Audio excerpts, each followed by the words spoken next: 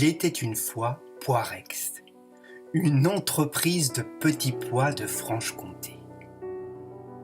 Ça n'allait pas fort chez le roi des petits pois. Les ventes chutaient, on sortait d'un plan social, le moral des troupes était au plus bas, les responsables désemparés. Et puis, Céline est arrivée. Elle a aidé un groupe de collaborateurs volontaires à transformer le problème en une ambition qui amène tous les salariés à dire « Nous sommes fiers d'œuvrer à la prospérité de Poirex dans un esprit d'équipe ». Une semaine après, nous nous sommes retrouvés par table de 8.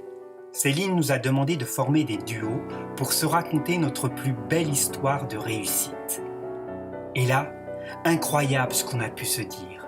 J'ai découvert comment ma collègue a optimisé le conditionnement des petits pois. Et on était impatients de connaître les histoires des autres. Alors, on s'est lancé dans l'illustration de nos souhaits. Céline a mis à notre disposition papier, feutre, colle, scotch, photos, et on a bricolé des dessins, des montages, des maquettes, une profusion de réalisations. Tout était exposé sur les murs, du jamais vu. Parmi toutes ces perspectives enthousiasmantes, on a dû en choisir 3. Le lendemain, chacun s'est investi dans un de ces projets pour dresser un plan d'action à fort impact. Moi, j'ai choisi de contribuer à faire face aux variations de charge avec agilité. On a préparé sa mise en place et dans chaque groupe, un leader est apparu pour coordonner le déploiement du chantier.